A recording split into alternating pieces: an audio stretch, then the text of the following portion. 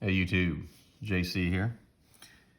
People keep commenting, asking me what they keep saying cheapest, but cheap is kind of one of those terms where, in my opinion, um, it's kind of individualistic. So to some people, cheap might be $5, $10, and if that's the case, go to Walmart and just get you a $5 or $10 Walmart knife.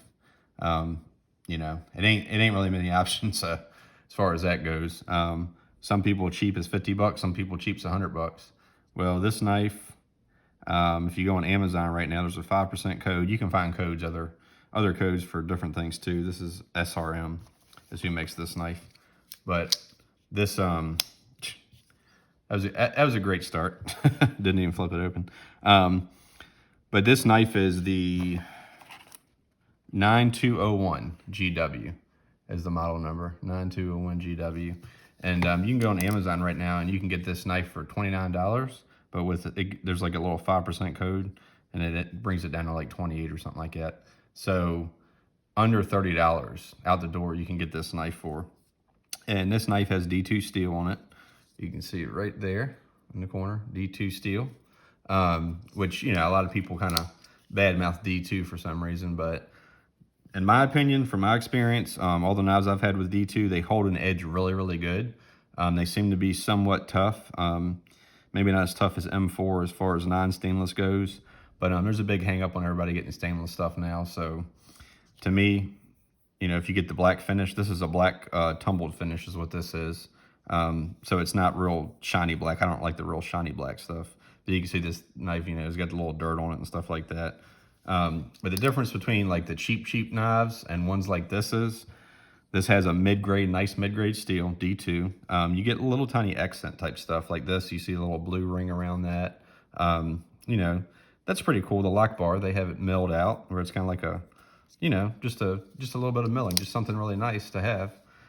It's got a nice little hole opening in it, pear-shaped hole opening where you can flip it. G10 scales, that's another thing. A lot of the scales that you see on the little cheaper knives, they're plastic, and they're not really that great, to be honest with you. G10, and you can see it's G10 because it's got these little, and this too is G10. Normal plastic, it's got marks on it where it's not necessarily cast, but they injection mold it. This has little marks on it, almost like carbon fiber. I'm not sure if you can see it in the camera or not, but it has little marks on it, kind of like carbon fiber. That tells you right there it's G10 because it's layered. So G10 it's pretty much a premium material as far as I'm concerned. All the knives I've had with G10 have been really nice. I mean, this to me, you can roll open it. Can't speak right now. You can roll open it.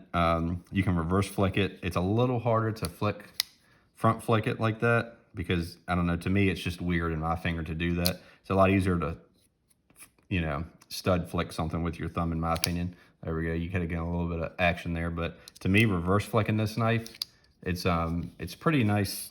It's got nice action on it.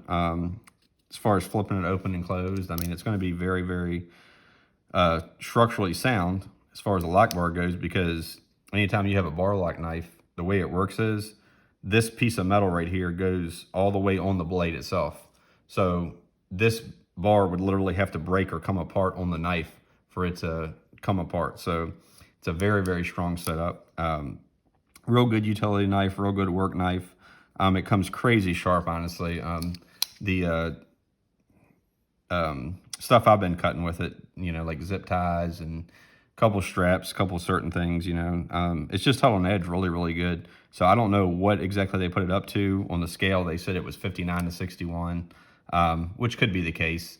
But to me, it's heat treated properly. That's the main thing. If it's heat treated properly, you don't have to worry about it breaking as much. You don't have to worry about the edge rolling over or anything like that. So to me, seems to be heat treated properly.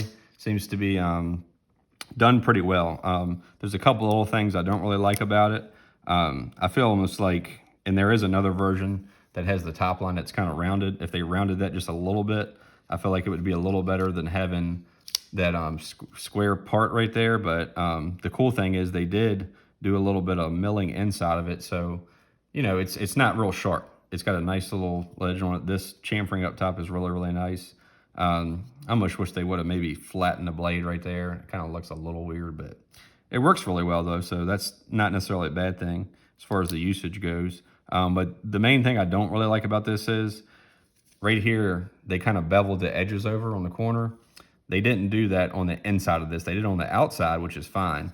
But on the inside of the knife, it's kind of not necessarily sharp, but it's just flat. You know, you can kind of feel it where it's not really rounded over.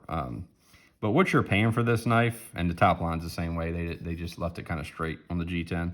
But for what you're paying for this knife, I mean, this is a great knife. It's a great value.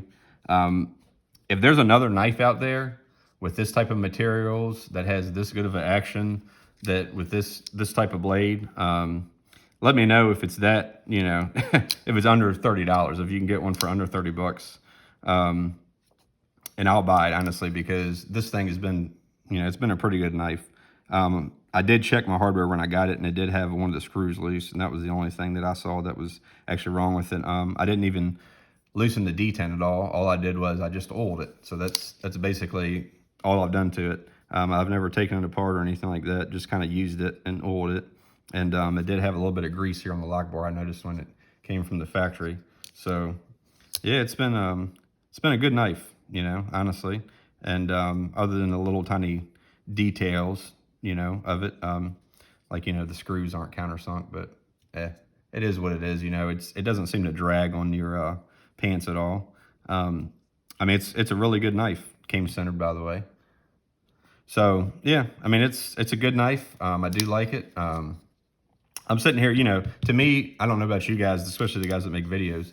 When you do an overhead video, it's kind of a pain in the butt because I'm always worried about where my hands are and stuff, and worried about catching the table.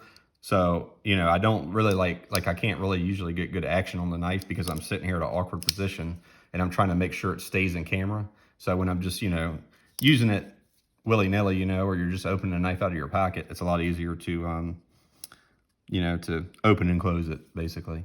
But, you know, that'll all come with time, I guess. But either way, this is a good knife. And it's a SRM 9201, and GW is the model of this one, if you wanted to get the brown scales with the black stonewash finish.